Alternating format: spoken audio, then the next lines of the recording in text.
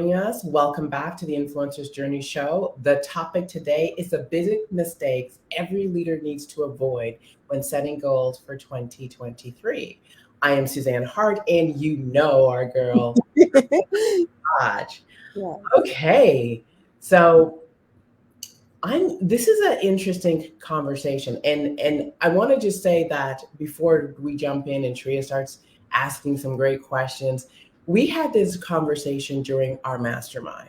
Mhm. And it was really interesting to see because I posed the question, why don't have you ever set your goals and cast a vision and then consistently not achieve it? Almost everybody said yeah. And then the reasons why were interesting. I didn't I didn't build an action plan, I got unfocused, I did all these things. However, this one thing no one said. Mm. So, Ah. do we tell them what it is? Yeah, I think we should start it off and tell them. And I'm recalling something that just recently happened. So, like I said, I'm super excited to unpack it on the show. So, what is it? What is that one thing that we all must avoid when it comes to staying on track? With our goals and making sure that we achieve our goals. Well, I used to think that goal setting, Sharia, and casting a vision was key, and it is, right? So I'd sit down and I'd put on music, and you know how I do what I do, and I go to that place and I open my mind and I daydream, and then I come home and write my daydream. So house in the hills overlooking the ocean, traveling the world, training, and I'd get it all down and I get all excited. Then I'd sit down and, if you know me, 10 categories, 100 goals.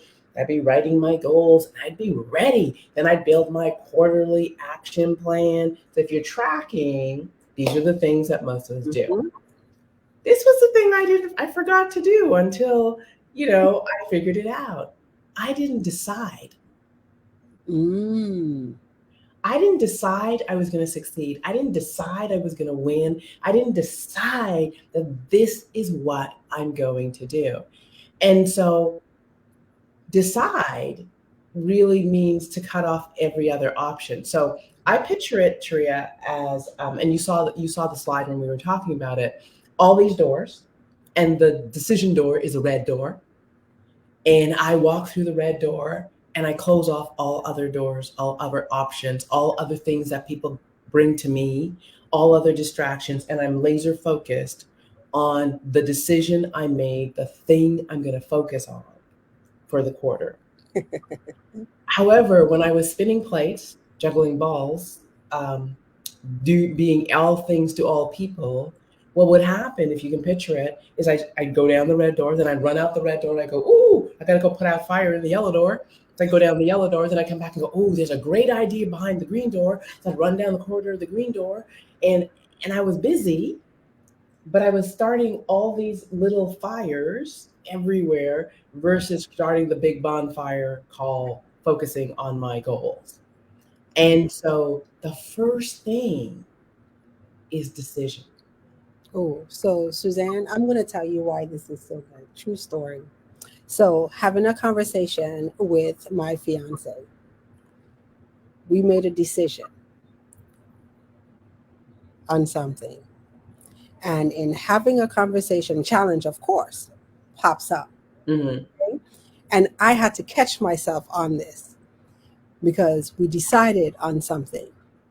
And as the challenge came up, immediately what came out of my mouth was a deviation from the plan, a deviation from Rabbit hole moment. a scary moment, right? Because the reason why I had to catch myself was this is the decision that we made. Challenge comes up, and then in my mind, like, oh my gosh, that's too hard. How are we going to do this? Do we need to change the plan? But here's the thing, no, because we haven't even started to implement the plan. So how are you you didn't give the plan a chance.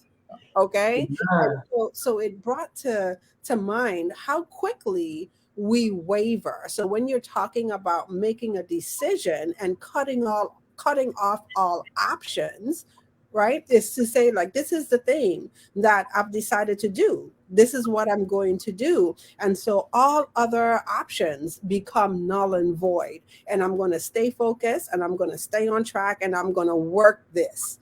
So how do you um navigate through that? So one of the things that Mhm. I want to ask is, first is thoughts in our mind. So what comes up for us, and then of course, you think it, then you speak it. So why is it that, what we speak and the language that we use, how does that impact, our ability, to create the results that we want to have? That's such a great question. And the first thing I want to remind everybody is we create through language, Hmm. right? We communicate to ourselves and we communicate to the world through language. And I always remind myself that language paint pictures for me. For some people, language it shows up differently, but in my world, language paints pictures. So if I don't have a picture, or if I don't understand the behavior attached to a word I'm using, I Mm. might use it, but not act in alignment with the true meaning of the word. Or I may have a different definition of the word. So for me, when I say I didn't decide or no one decided, because no one said, I'm going to cut off all distractions, I'm going to cut off everything that gets in the way of this. This is going to be my one focus. Yeah. That's a decision. You brought up something else, though. So as I unpack this, and Tria, I spend time in the morning journaling, thinking I sometimes way too much. I love words. So as I unpack this, I actually realize that not only do I have to make a decision, because a decision is to cut off all other options. Hmm. You just highlighted the next step. I was required to commit. Yes. And remember, I'm saying, and I'm highlighting language because we think and create in language. So I decide, cut off all options. But how many of you have made a decision and yet not committed? Right. Right. So, and I remember when we talked through this the other night on the mastermind, people were like, "What's the difference between decision and commitment? Like, aren't they the same thing?" No. No. And so I said, "Well, decision is to cut off all other options, but yeah, I can cut off all other options and stand still, can I not? Yeah. In front of the option, Yep. commitment is the pursuit of a worthy objective until Yeah. completed." And I like to say, not until scared, not until tired, not until challenged, not until you find something more exciting, until completed.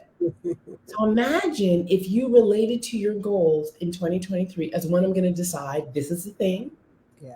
Two, I'm going to commit. So no matter what comes at me, I'm going to do the thing. And the thing about it is, this is why goals are so important. So I remember on the mastermind, and I'm seeing the slide that you use to illustrate the point that you're making. And on the slide for commitment, you had two rings. And I was just like, wow, that is so powerful. So when I saw that, one of the things that I thought about was marriage. And Mm-hmm. marriage has a clear goal, right? It has a clear ending, or when it's completed. That's the word that I want to know, that I want to use. Like, a marriage, has been completed because it's until death do us part. So until one partner leaves, then that's the commitment. You are married. And I was just like, oh wow, this is so good, because it's about us getting really clear on what the goal or what the goals are. And so when you talk about commitment, are you committing? What are you truly committing to? Are and you're supposed to be anchoring, to the goal. So everything that you do and you work through it, and you have like I said, the challenges come up, is that going to sway you from the goal. It's going to take you off the path of getting to the goal. And so that's the commitment. The commitment is to get to the end result that you desire. So I really thought Mhm. that was so powerful and a great illustration of the word commitment. So when you take a look at commitment, is first understanding, clearly in the end, like, what is it that you want? What is it that you want to achieve? What's the goal? And then you don't deviate from that. Mhm. This is the interesting thing about when we start really being intentional and paying attention to language. And so one of the things I said to the group is, I'm going to give you this list of words, and I want you to put them somewhere where you can see them, and we'll share the list of words Yeah. possibly later on. So I want you to keep them here so that you can relate to the words in a very clear way. And you can relate to what it means when you said, I decide Mhm. and I'm pursuing these goals that will lead me to this vision I've casted. Like, what does that truly mean? And so part of it is that when we are not clear on what Yeah. we say anything. Ooh, that's good. And we don't actually pay attention to, when I speak it into existence or I speak it into the world, there's an expectation that my behavior lines up with that speaking if I want to be known in the world as a person of integrity or as a person who you can count on. And where the breakdown is for many of us until we start paying attention is we speak too soon, and we said, oh yeah, I'll be there, I'll do this, I'll do that. Not really, and this is where you went, not really assessing Hmm. what it means to you to honor the commitment. Yes. Yes. And like I said, it was a big one because I had to catch myself. So as the words actually came out of my mouth, I was just like, "Ooh, that's not what Did I just say that? that's not what we said." But luckily for me, I have a great person by my side that said, "No, that's not what we committed to." That's not what we That's decided. not what we committed to. That's not what we decided. And so we're gonna stay focused. So that was my real life in your face moment with this Mhm, conversation. So for our super achievers out there, like, this is definitely like work in progress. So how many times or how often, like you said, have you gone through life without not clearly making a decision? Number one, because I no count many times where I just drifted because there was no decision made. You have lots of options and you just kind of play with options, but you never really decide on what it is you're going to do. And then when you take a look at it, you go nowhere very quickly because you haven't decided on the path that you want to go. And then I love it. The next step is to be committed. mhm. So I'm going to ask this. So why do you think it is that we make this big mistake? Why do you think that is? As I was unpacking this, Taria, and I'm going to go back to, we create in language and we think through things in language. And when we start breaking down language, it's so powerful because it tells us so much information and things about ourselves. So as you said, I remember I said at the beginning of the show that you're gonna be a little scared. Mm-hmm. So for me, my indication of commitment is I instantly, if I'm really up to something awesome, big, worthy of my life, the minute I commit, I get anxious. Mm. And it's like right? Yeah. The minute I remember when I walked into my boss's job and told her that I was leaving in 6 months, and the minute I walked out the door, I thought I was gonna be sick Mm. because it was a decision. And now I had to honor my commitment. And the thought of honoring my commitment made me, it Have been nauseous. made my stomach flip flop. And, and the reason it made my stomach flip flop was I was confronted Mm, by who I was required to be right. and who I was not accustomed to being. I want you guys to get this. Mm-hmm.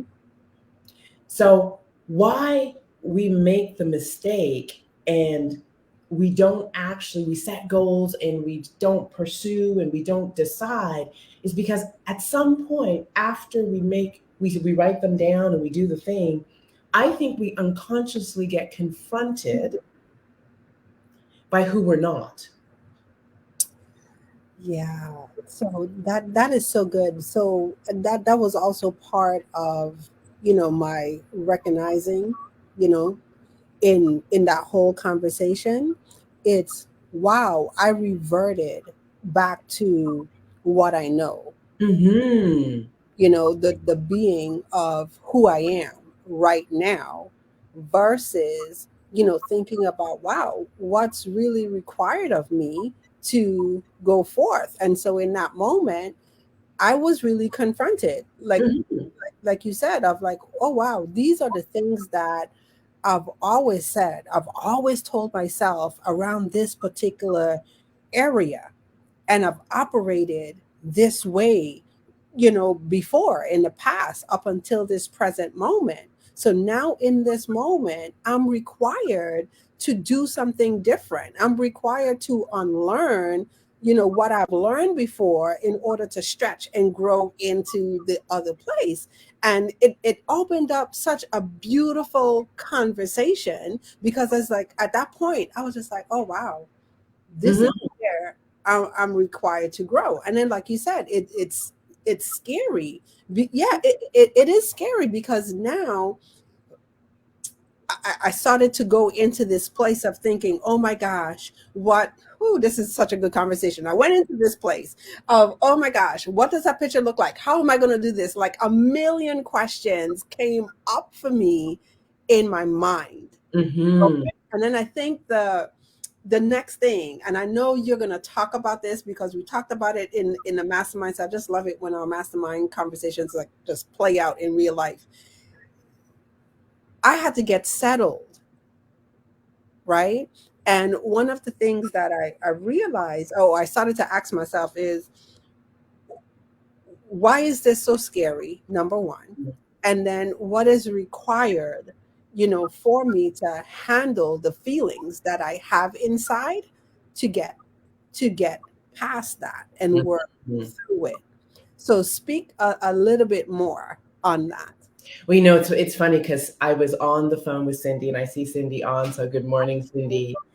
And we were talking about um, the gap between where you are, Hmm. where you're going, and what happens when you make the decision. So, it's almost like when you make the decision, you get plunged into the gap of, like, I don't know. Hmm. It's this place. And we were talking about living in the delay. And I mean, in the delay of gratification, in the delay of understanding, in the delay of knowing, in the delay of becoming, if you will. And Yeah. so we were talking about living in the delay. So what happens is you had this moment of, oh, I'm at the edge of who I know myself to be, Yeah.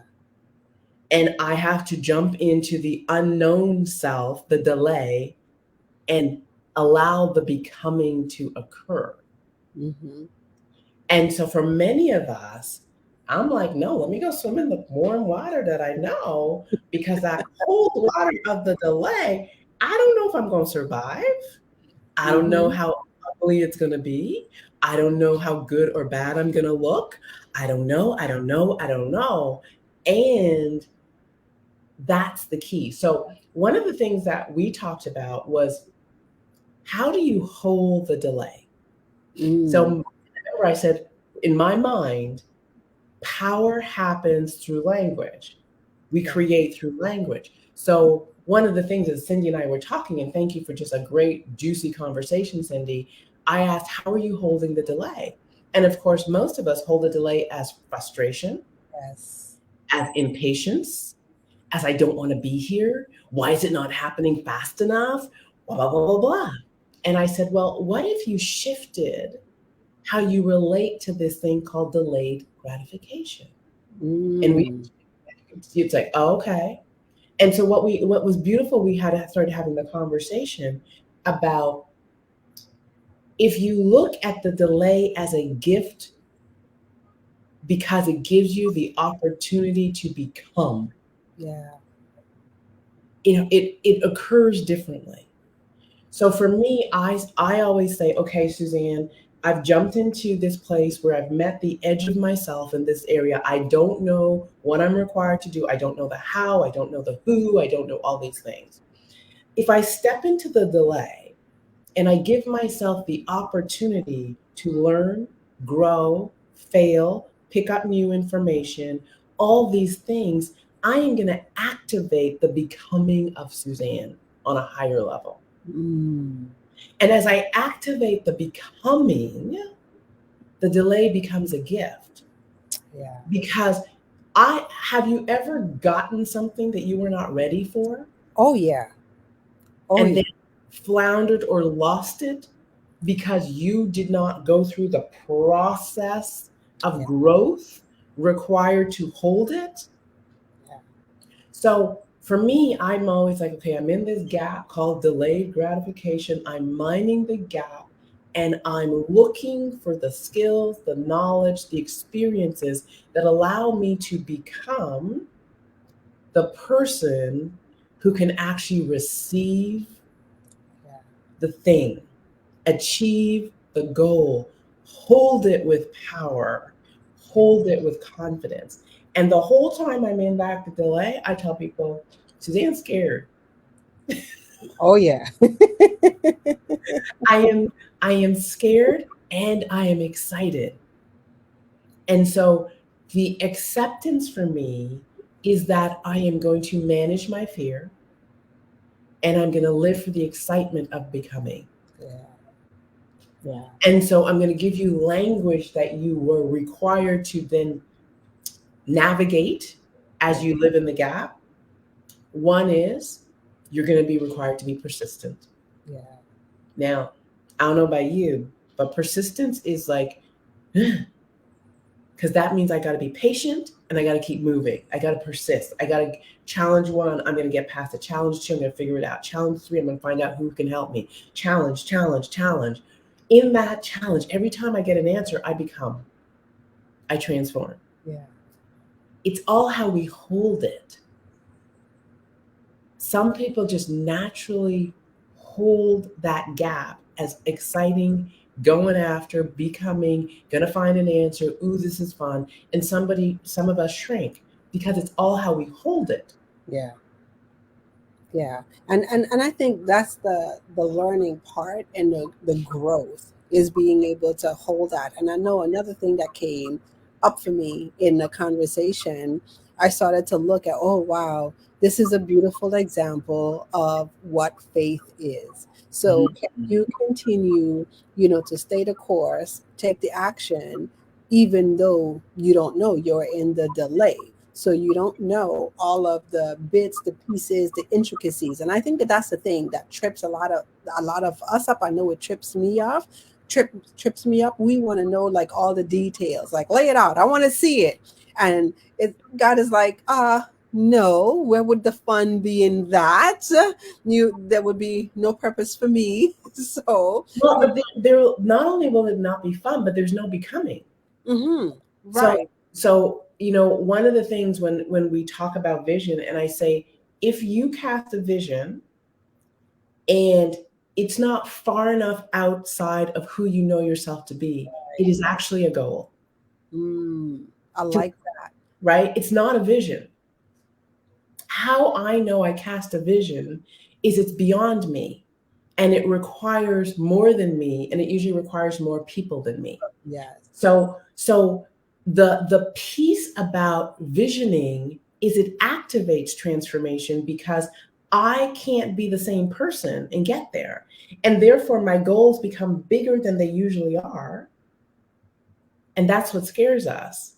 The That's such goals that's stretch such us. a great that's such a great distinction, you know, and I hope that our super achievers are really catching this, right? So to take a look at visions and goals, from that standpoint, that you when you have a vision, your vision is outside. I, and you could correct me if I'm saying it wrong. It's outside of you, it's bigger than you, and you can't get there on your own. You can't get there on your own, and you can't get there as who you are today. Okay. That's what scares us, Yeah.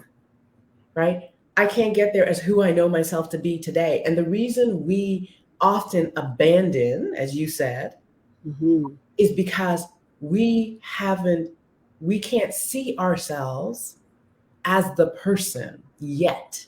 And that's the key word, yet.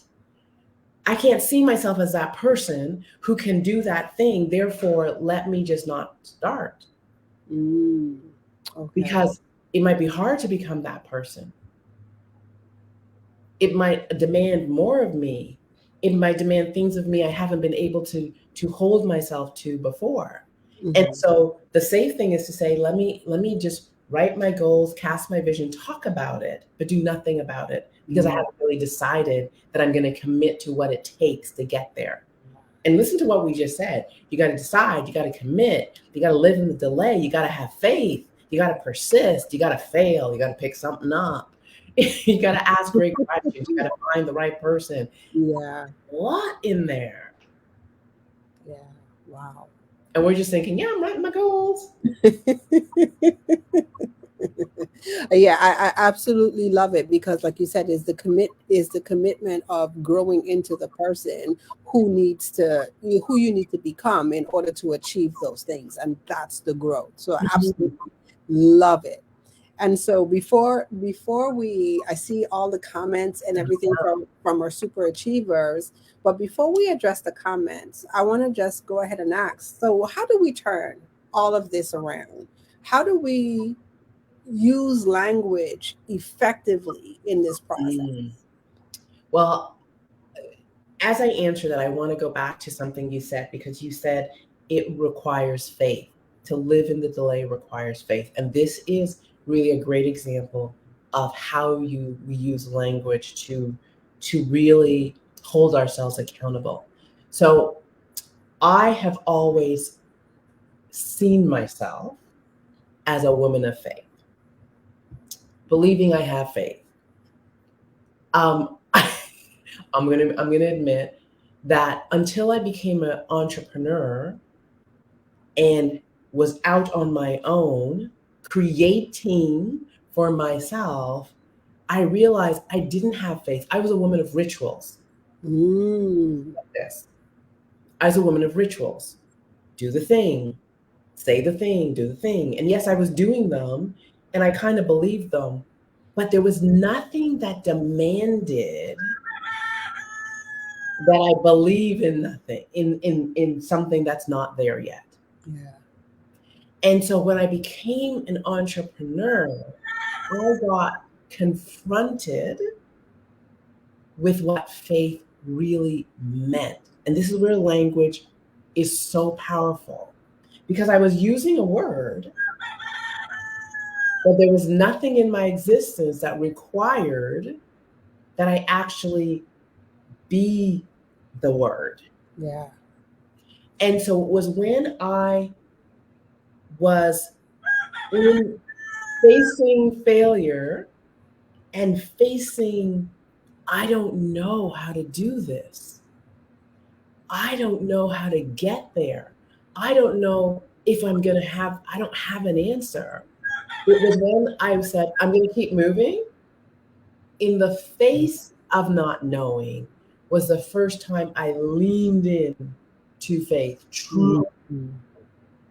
So, how language works is when we really begin to dissect words and not only understand it here, right? To not only understand it in terms of, I know the dictionary definition, I know what it means, that sort of thing, but understand it here and understand it in a way where we hold ourselves accountable to being the word.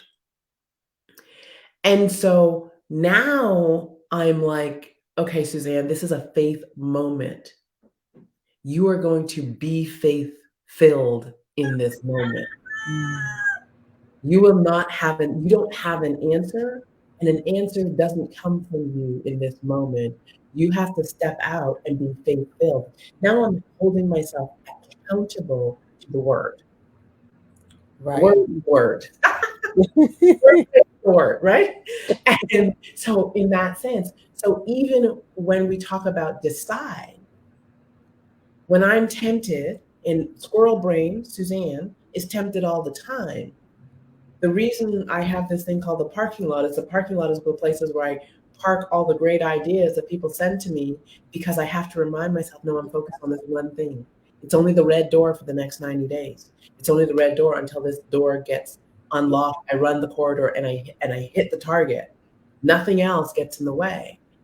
I've got to understand what decide means. It's when I've committed, or I say I'm committed, and then it gets hard, Yeah. and I want to avoid, stay in bed, do something else, procrastinate, and I got to say, no, I'm committed. So I'm going to go do the thing scared. Yeah. Yeah.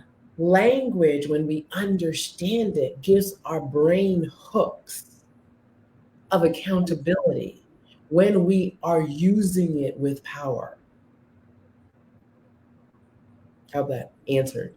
Oh no, that's really good. And just to let our super achievers know, yesterday Susanna was just like, "No, I'm going to bring you back to the commitment," because I had one of those squirrel moments in my mind too. I was just like, "Oh," she's just like, "Yes, that is great, that is Yes, awesome, but yes, that's not what we decided. What we decided, because that's how my brain works. That's not what we decided. We decided that we was going to do this. So until we finish this, then we won't take on that. Great idea, though. Just go ahead and put it in your parking lot. Don't forget it, but we're not doing it until we finish this. and you know what's beautiful about that, as you unpack it, because now we are on the same page when it comes to Mhm. language. Right.